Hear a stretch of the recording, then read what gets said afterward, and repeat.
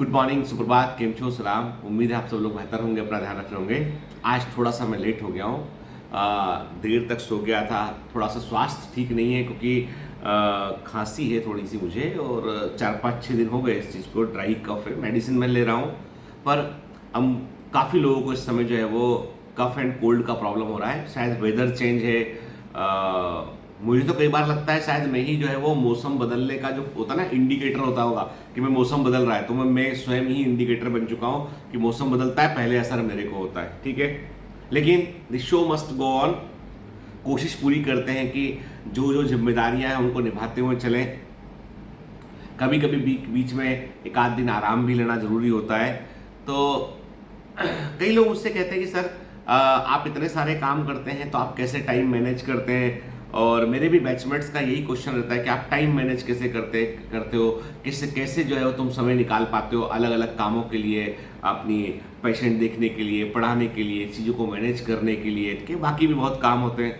तो मेरा सिंपल सा आंसर ये होता है कि आपको सिर्फ अपनी प्राथमिकताएं तय करनी होती है, आपको सिर्फ अपनी प्रायोरिटीज तय करनी होती है कि आपको किन कामों को पहले करना है। देखो, आई एम नॉट गुड जो छोटे छोटे काम, बहुत सा छोटे नहीं बोलूंगा मैं, ऐसे काम जिनको कोई और कर सकता है, जैसे मैं बोलूँ कि ग्रॉसरी लाना है घर के लिए, या कोई दूसरे बहुत सारे काम होते हैं ना जो घर से जुड़े काम होते हैं, वो मैं नहीं कर पाता। कई बार भारती को मुझसे कई बार जो है वो कंप्लेंट भी देती है कि तुमको मैंने ये काम कहा था, तुमने ये वाला काम नहीं किया, कि तो भूल जाता हूँ कई बार। ठीक है, लाइफ में क्या है कि सारा खेल सिर्फ प्राथमिकताओं का, प्रायोरिटीज का है। क्या करते हो क्या नहीं करते हो उससे ज़्यादा इंपॉर्टेंट है कि कौन सी चीज़ों को पहले करते हो, किन चीज़ों को आपने प्राथमिकता दे रखी है। कई बार जो है वो रूटीन काम इतने इम्पॉर्टेंट होते हैं कि आप कई बार जो है अचानक से कोई यदि जो है प्रायोरिटी आती है आपके पास में, तो शायद आप उससे उसका जस्टिस ना कर पाए उससे आप, लेकिन कोशिश पूरी करना चाहिए। एक बड़ा अच्छा, मैं एडवर्ड एवरेट हेल जो 19वीं सेंचुरी के एक बड़े फेमस ऑथर रहे हैं, उनका एक कोटेशन है, वो मैं आपको जरूर बताऊंगा।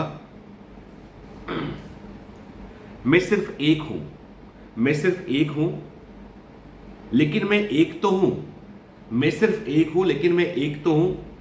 मैं हर चीज नहीं कर सकता, मैं हर चीज नहीं कर सकता, लेकिन मैं कुछ तो कर सकता हूं, लेकिन मैं कुछ तो कर सकता हूं। चूंकि मैं हर चीज नहीं कर सकता, इसलिए मैं उस चीज को करने से इनकार नहीं करूंगा, इसलिए मैं उस चीज को उस चीज को करने से इनकार नहीं करूंगा जो मैं कर सकता हूं। जो कर सकता हूं वह मुझे करना चाहिए, जो कर सकता हूं वह मुझे करना चाहिए, और जो मुझे करना चाहिए ईश्वर की कृपा से उसे मैं कर लूंगा। वो कहते हैं हर आदमी सारे काम नहीं कर सकता है, लेकिन कुछ काम तो वो कर सकता है, और जो काम वो कर सकता है वो काम उसे करना चाहिए। और जो काम आप कर सकते हो, ईश्वर का आशीर्वाद भी आपके साथ रहेगा उन कामों के लिए। आप कई कई बार हम देखते हैं कि कोई लोगों को ये भी कर लेते हैं, वो भी कर लेते हैं, वो भी कर लेते हैं, एक्सेप्शन छोड़ दीजिए आप। पर यदि आप रोहित शर्मा को या शुभमन गिल को, इनको आप बोले कि भैया आपको नीट का एग्जाम देना है, पढ़िए, नीट के लिए पढ़िए या आईआईटी के एडवांस के लिए पढ़िए, तो ये लोग कई साल तक फेल होंगे।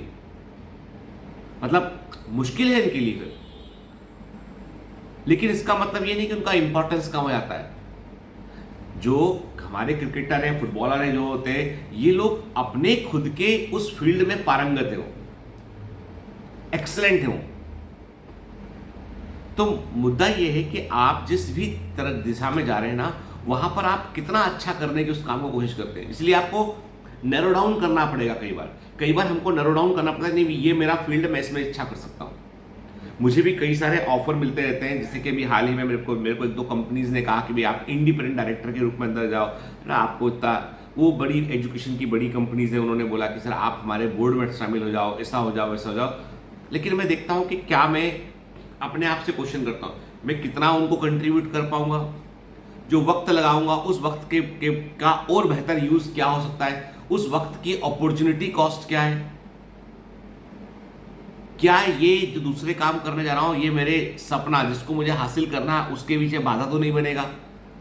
तो आपको बहुत सारे चेक्स लगाने होते हैं। आपको जब आप यूट्यूब पे भी वीडियो अपलोड करते हो ना, तो बहुत सारे चेक्स होते हैं इसमें। कंटेंट किस तरह का है, लैंग्वेज में कुछ प्रॉब्लम, मतलब कंटेंट आपको लेवल करना पड़ता है। ये एडिट कंटेंट है, नॉर्मल कंटेंट है, किस तरह कंटेंट है, ठीक है, सेंसिटिव कंटेंट है, पॉलिटिकल बात कर रहे हो, क्या बात कर रहे हो, बहुत सारे लेवल होते हैं। यूट्यूब भी चेक करता है। तो लाइफ में भी क्या होता है, जब आप कोई चीज को करने जाते हैं तो आपके बहुत सारे प्रॉस एंड कॉन्स आते हैं, वो समझना जरूरी है। मैं हमेशा कहता हूं कि लोगों की ये बहुत बड़ी गलतफहमी है कि कोई आदमी बहुत बुद्धिमान है, कोई आदमी बुद्धू है, कोई आदमी जो है कम बुद्धिमान है, कोई। मैं कहता हूं हर इंसान के पास कोई ऐसी कैपेबिलिटी है, कोई ना कोई ऐसी क्षमता है जो दूसरे के पास नहीं है। एवरीबॉडी जो है उसका जन्म जो है born with A special power. दुख की बात यह है कि 90% से अधिक लोग अपने पावर को पहचान नहीं पाते हैं,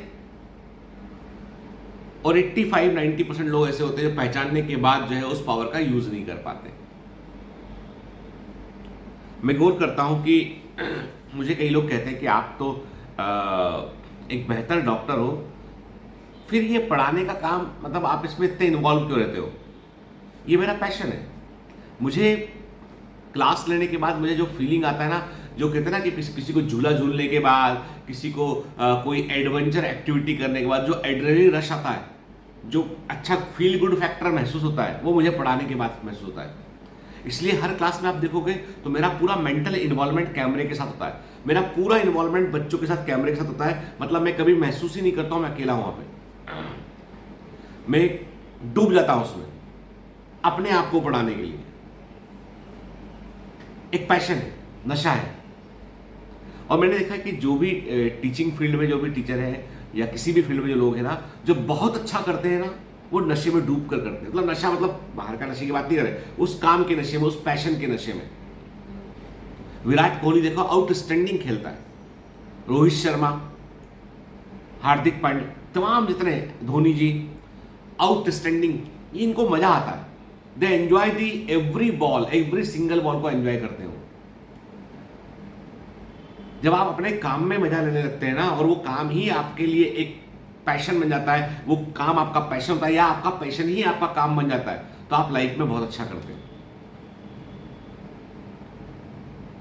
मजबूरी में कोई काम करोगे ना, तो उसमें आपको जो है उतनी मजबूती देखने नहीं मिलेगी। मजबूरी में किए गए काम में मजबूती देखने नहीं मिलती है। मजबूती तब देखने मिलती है जब वो काम अंदर मन से, जो अंदर से आपकी आवाज आती है उस काम को करने की। मेरी एक स्टूडेंट है जो है, उसने बीडीएस किया, पुणे में कहीं पर वो सेटल है भी, उसने बीडीएस किया और गवर्नमेंट कॉलेज से किया, लेकिन उसका मन नहीं लगा, उसका प्रैक्टिस से मन नहीं लगा।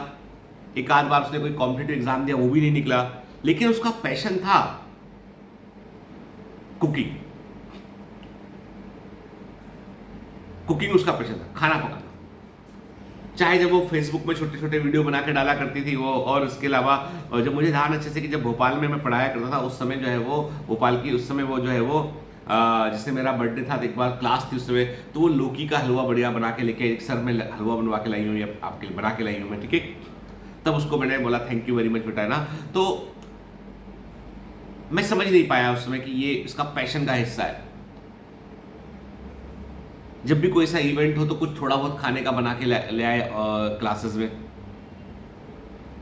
पहले बहुत प्रोफेशनल माहौल नहीं हुआ करता था, पहले बच्चे और कई बच्चे जो है वो, मतलब क्लास में हालांकि काफ़ी बच्चे हुआ करते थे, लेकिन क्या था, टीचर से बहुत कनेक्टिविटी थी उनकी। तो अब क्या हुआ, जब पुणे शिफ्ट हुआ, मैरिज हो चुकी उनकी, हस्बैंड भी उनके डॉक्टर है, उन्होंने अपना छोटा सा किचन, क्लाउड किचन शुरू किया। क्लाउड किचन शुरू किया स्विगी पे। क्लाउड किचन का मतलब होता है कि अपना खाना पका रहे हैं, स्विगी वाले लेके चले जाते हैं। वो शुरू किया, चल निकला वो। छोटी सी एक जगह लेके छोटा रेस्टोरेंट शुरू किया, चल निकला वो। फिर एक बड़ा रेस्टोरेंट बनाया, चल निकला वो। पुणे में कई रेस्टोरेंट हो गए, नाम भूल रहा हूँ मैं, आपको नाम बताऊंगा उसका। 5-6 रेस्टोरेंट के पुणे के अंदर हो गए। अब बॉम्बे में एक खोल रहे हैं मॉल के अंदर। अभी हाल ही में कोई फोर्ब्स मैगजीन में कुछ छपने वाला है, तो उसके लिए उन्होंने मुझे कहा कि सर आपका भी प्रोफाइल चाहिए कहीं पर, है ना। आप पता नहीं छापेंगे नहीं छापेंगे वो। तो उसमें मैंने पूछा आज कहाँ कौन कौन लोग हैं मुंबई से, आसपास से। तो वन ऑफ द नेम उसका था कि जो यंग एस्पायरिंग फूड एंटरप्रेन्योर जो है फूड इंडस्ट्री के। तो नाम में जनरली कोट इसलिए नहीं करता हूँ, कई बार क्या होता है आप आदमी अपनी कहानी बताना नहीं चाह रहा हो, आप बता रहे हो कहानी को, तो you should take permission from her, जिसका जब तक पब्लिक फिगर ना हो वो। तो मैं यही बोलता हूँ कि पैशन जो है ना वो हमेशा पे करता है आपको। वो डॉक्टर है, सब कुछ है वो, लेकिन उसे फूड इंडस्ट्री में से मजा आता है, तो उसकी डिग्री बर्बाद नहीं गई वो। ये बोले कि भाई नहीं, वो जो काम कर रही है उस काम का उसने, जैसे कि उसने अपना ओल्ड एज के पेशेंट्स के लिए किस तरह का मील होना चाहिए वो भी प्लान किया उसने, कभी मील प्लान भी शुरू किया है। तो मतलब बहुत सारी चीज़ें, आदमी के पास नॉलेज होगा तो आदमी कहीं भी उसका यूज़ कर लेगा।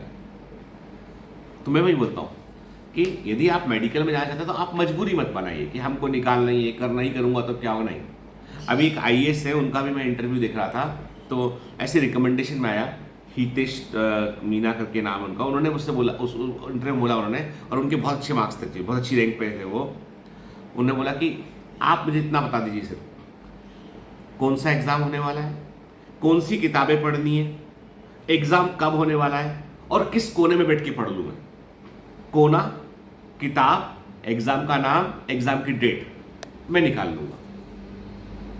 मुझे पढ़ने पर इतना यकीन है, वो बोलते हैं कि यदि ज़िंदगी में कुछ बदलना है ना तो पढ़कर, एक गरीब परिवार का बच्चा ज़िंदगी में कुछ करना है तो पढ़कर बदल सकता है, कहीं भी पहुँच सकता है। पढ़ाई वो वेपन है जो आपको कहीं भी लॉन्च कर सकती है। पैशन रखिए, ऐसा यकीन रखिए अपने आप के साथ, चमत्कार होते हैं। चलिए, have a great day, all the best, bye bye.